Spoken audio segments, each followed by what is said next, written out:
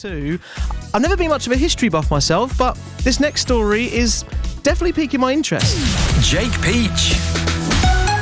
BBC Essex. And there's been many a chat, of course, all over the years and speculation all about Jack the Ripper and, of course, his devastating influence on that time that he was alive and the very famous Jack the Ripper murders. Well, as you know, here on BBC Essex, on the afternoon show, we like to introduce you to a brand new podcast. This exact subject is the basis of the next new podcast we're going to chat about in a second. And it's great to be around these parts once again. Now, with everyone back into the daily routines, maybe you're looking forward to finding a new podcast in your life because maybe you're on commutes or you have some free time at the weekends and you go through the episodes and new series and then you're there just like, well, what now? I've got nothing to go into now. I've finished that series. It was really good. Well, if that is the case, keep listening because here on the show, we love to shine a light on podcasts and interesting stories that are being told out there. And today is no different because we're delving into the fascinating history surrounding the Jack the Ripper murders. Now, those events in the Victorian East End of London, and specifically those focusing on those who investigated the murders, is the subject of the latest episode of the Detective Diaries podcast. Host Nigel Parsons joins me now on BBC Essex. Hi, Nigel. Jake, hi. Good to meet you and good to see you. Yes, you too, likewise as well. Now, I did admit sort of just before that song there, I've never been really much of a history buff. I tried geography at school, actually, for GCSEs. That didn't go too well either. So humanities in general, not too great. But actually, I'm this kind of person where if I come across a certain story or, I don't know, a particular, era like this where people go, oh, the Jack the Ripper murders, or there's something particularly captivating about a person, more biographical, I really piques my interest. So for you doing this podcast, and for those who may not have heard of Jack the Ripper but know very little other than that and just know the name, can you explain what's happened? Well, yeah, I can. But what you've just described is rabbit holes. Yes. I mean, the whole Guilty. history thing. You start and then you just, whether it's Wikipedia or the internet, you just go down a rabbit hole and you get further and further and further. The deeper. All right, a little bit of background. Can I talk about our podcast a little bit without just why, first of all, I will answer your question in a second. We're a private investigation agency. We've been around a long time. Podcasts, but we sat and we thought about it for ages and ages and ages. You mentioned about history. I am quite a history buff just because of go down and rabbit hole things and get absorbed by people and so forth. I'm sure we can mention him because he's BBC. Dan Snow, right? He does a fantastic podcast, and it is the epitome of podcast. I've been doing it for 10 years, and I got really hooked on it just because it's my kind of thing, a sort of buzzing and so forth. Which is why at work I started saying, why don't we do this? We're never going to be Dan Snow's History Hit or something. And when we first sat down to say, hey, let's do a podcast, we'll just play with it. We got a piece of paper and said, why are we doing this? Right at the very, very top of the list was in big capital letters, we're not doing it for commercialization. It's not as a hey, let's go and get business from it thing. Let's just try it, do it, have a bit of fun, learn a bit of skills, learn some new things, experiment and play a little bit and actually get some pleasure and enjoyment out of it, which is why. The format that we sat with Detective Diaries was we didn't just want to make it about us. Yes, people love the whole private investigation thing. And we sat and said, well, okay, let's alternate the episodes. We'll do one episode with a little bit of tradecraft, whether it's on surveillance or criminal defence or one of the other things that we do. And then we'll do an episode about something different, something linked into us. As an example, we this year are sponsoring a Shakespeare production company. And we got one of their people in to talk about it. The other thing is detectives and its history, which is coming back into your point about, why Frederick Abberline, why Jack the Ripper. Yeah. There is loads of stuff about Jack the Ripper out there, just dominates the entire internet. But there's not very much that actually goes into it, in terms of the people and so forth.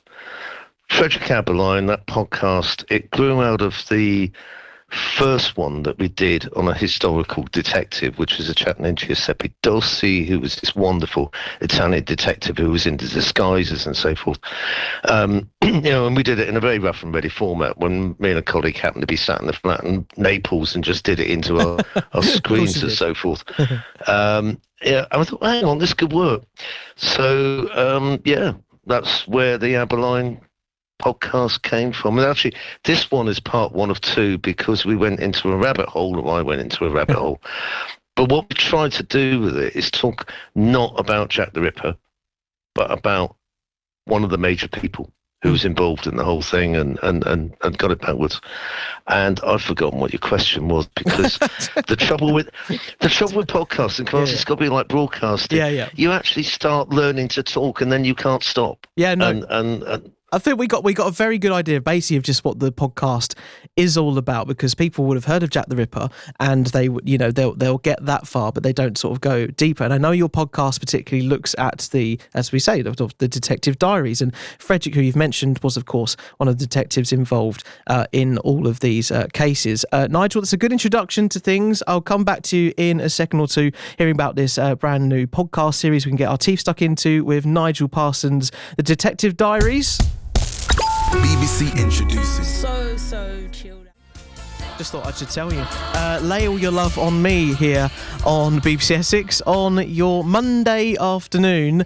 We are in the middle of hearing about a brand new podcast you can get your teeth stuck into, if you like. It's called The Detective Diaries. Nigel Parsons is the creator and editor, and basically everything behind it, because that's the deal with independent podcasts. We sort of dive all of ourselves into it as one and chuck all the passion into it. And we've been hearing about The Detective Diaries. Nigel, you sort of described how it all works together, and this particular latest episode, which will pique a lot of people's interest here in the county, is all about Jack the Ripper, but you're focusing more on the detective of his case, hence the name Detective Diary. So Frederick Abberline is a name you've mentioned there as the lead investigator.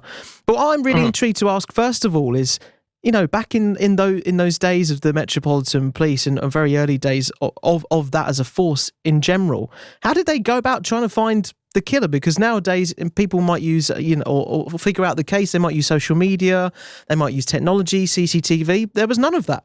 Yeah, you're absolutely right. You've got no forensics. You've got no fingerprinting. Well, fingerprinting was just starting to become in its infancy. It's old-fashioned, and that reflects today. I'm a private investigator. The thing I love is we get involved in a lot of different work. I love going back to those old-fashioned things, and a lot of it is talking to people. It's talking, it's interviewing, it's looking at a scene, it's looking at the crime scene.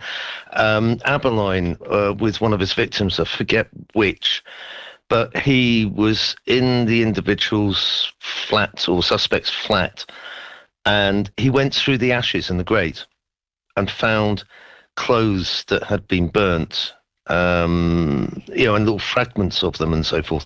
And it's going back to these very, very detailed, old-fashioned, go and talk to somebody, go and sit somebody down and interview them.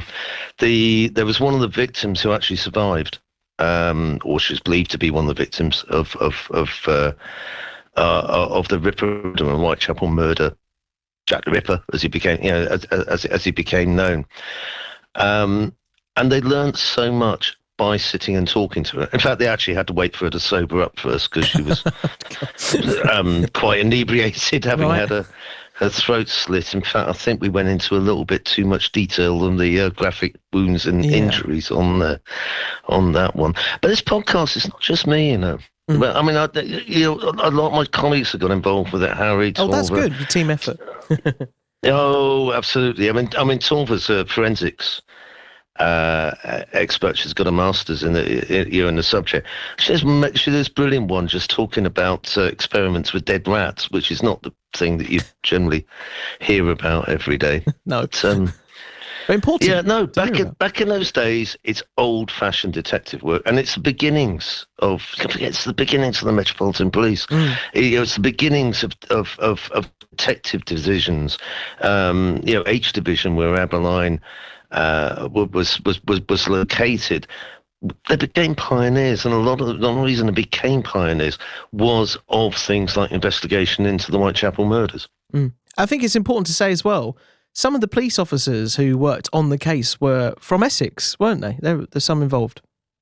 Actually, not so much the police officers, but there is a fascinating connection, or something I find fascinating anyway, to Essex. It's the way that the whole Whitechapel murder thing is so notorious. It's so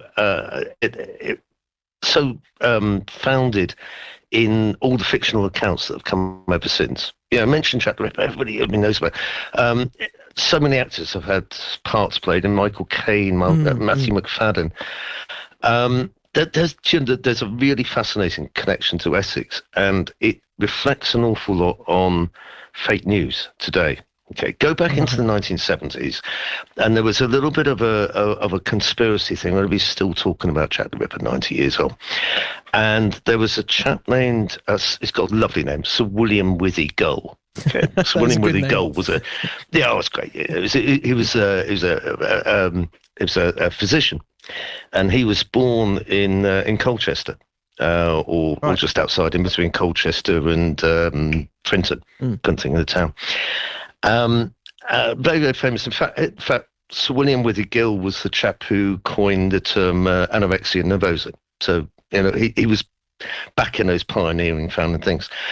And there was a sort of conspiracy theory that he knew the identity of Jack the Ripper at the time. Yeah, that then grew, as fiction, into, he was probably the perpetrator. You know, it was him. And then that became blazoned virtually as a fact that you know, Sir William Withy Gull was one of the prime suspects in the Jack the Ripper thing. Right. You know, this was Prince Albert, at the time. Thing is, I mean, the ridiculousness of it was, he at the time of the Whitechapel murders, he was 71 and he was infirm, and he could not possibly have been the murderer. But this fiction grew in the 70s, and by the 80s, people were talking about it as fact. And, you know, it's just sort of... It just reflects into 2025 when we talk about fake news, when you know, we won't mention our friend in the States, and you know, and how fiction can so easily become considered to be fact. But that's where research comes from. You need to qualify research.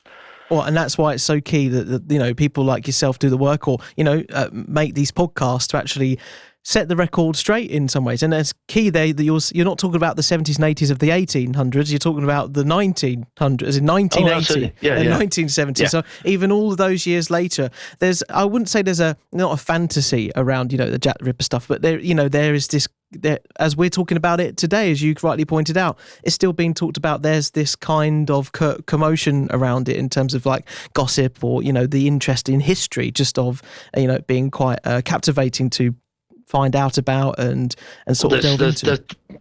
There's a romance about it, and you know, there's some fantastic walking tours. And, you know, I even felt it myself when I was doing the first episode of this podcast, and there was a second one to come out.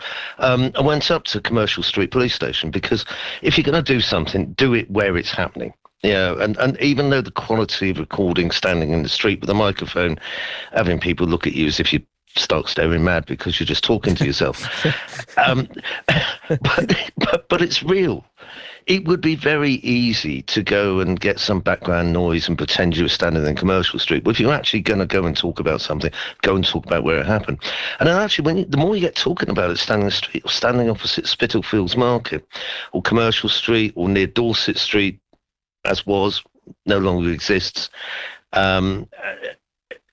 you can feel the atmosphere of it. I think there's a bit in the first part of the podcast. There's a pub where a couple of the victims had frequented, and you know, I found myself standing outside and talking about the pub, and then eventually, of course, you just have to go in and have a half because it's there. It's duty, yes. You feel it inside. You're standing somewhere where the victims of the Whitechapel murders had stood themselves. And that's real history and living history. Oh, absolutely. And I'm sure you've helped to capture that in the podcast. Nigel, thank you so much. I could talk to you all day, but unfortunately... I'm sorry if I've overrun. I can talk to anybody all day. It's radio. Jake, lovely talking to you. You too. And quickly tell us where we can find it to listen to. Wherever you get your podcasts, on Spotify, Apple Podcasts, Podbean, just search Detective Diaries or look at our website, which is private-detectives.co.uk. And Amazing. thank you again, Jake. You're welcome. Pleasure. Thanks, Nigel. Cheers. You take care. Rain falling on a lone